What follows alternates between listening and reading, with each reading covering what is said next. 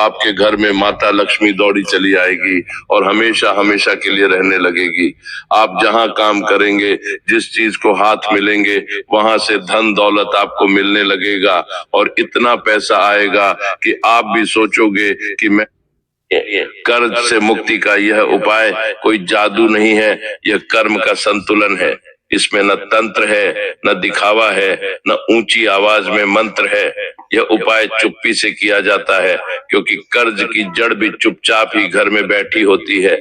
यह उपाय शनिवार की सुबह किया जाता है। शनिवार कर्म फलदाता का दिन। उसी दिन जब इंसान अपने कर्म को स्वीकार करता है, तभी शनि कृपा करते हैं। सुबह सूरज निकलने से पहले उठना है।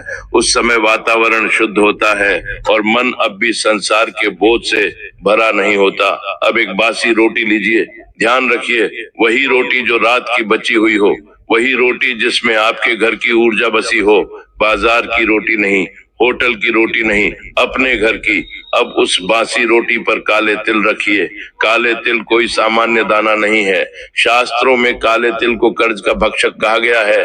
काले तिल कर्मों का भार अपने ऊपर ले लेते हैं, इसलिए हर पितृ कर्म, हर शनि दोष, हर कर्ज मुक्ति में काले तिल का प्रयोग होता है। यह केवल प्रतीक नहीं है, यह ऊर्जा का माध्यम है। अब उस रोटी को लेकर घर से बाहर जाइए, किसी को बताए बिना। रास्ते में किसी से बात नहीं करनी है, मोबाइल हाथ में नहीं होना चाहिए। मन शांत रखें, सीधे पीपल के पेड़ के पास जाइए। पीपल वह वृक्ष है जहां पृथ्वी की नकारात्मक ऊर्जा खिंचकर चली जाती है। पीपल के नीचे बैठा हुआ कर्म कभी खाली नहीं जाता। पीपल के नीचे उस बासी रोटी को रख दीजिए और अब ध्यान से सुनिए। बोलना बहुत कम है, ऊंची आवाज में कुछ नहीं कहना, केवल मन ही मन या बहुत धीमे स्वर में इतना कहना है, हे कर्म फलदाता, मैंने जाने या अनजाने जो भी कर्म किए, उनके कारण जो बंधन मुझ पर चढ़ा है, उसे अब काट दीजिए। मैं कर्ज नहीं, कर्तव्य निभाना चाहता हूँ। बस इसके बाद वहां खड़े नहीं रहना है, पीछे मुड़कर नहीं देखना है। ये पीछे न देखना बहुत बड़ा संकेत है। इसका अर्थ है जो चला गया उसे वापस मत बुलाओ। जैसे ही आप पीछे देखते हैं, आप फिर उसी समस्या से जुड़ जाते हैं। अब समझिए इसका फल। इस उपाय के बाद चमत्कार ये नहीं होगा कि अगले दिन लॉटरी लग जाएगी। नहीं, शास्त्र ऐसा झूठ नहीं सिखाते। चमत्कार ये होगा कि रास्ते खुलने लगेंगे, कहीं से पैसा आने का मार्ग बनेगा, कोई रुका हुआ भुगतान वापस आएगा, कोई ऐसा व्यक्ति मदद करेगा जिसकी आपने कल्पना नहीं की होगी।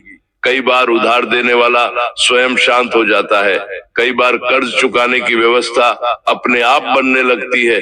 और सबसे बड़ा चमत्कार यह होता है कि अब पैसा टिकने लगता है, आय और व्यय के बीच संतुलन आने लगता है, मन का बोझ हल्का होने लगता है। लेकिन एक बात याद रखिए भाइयों और बहनों, ये उपाय केवल वही फल देता है जो अंदर से टूट चुका हो, लेकिन झूठा ना हो। जो कर्ज लेकर ऐश करता है उसके लिए ये उपाय नहीं है।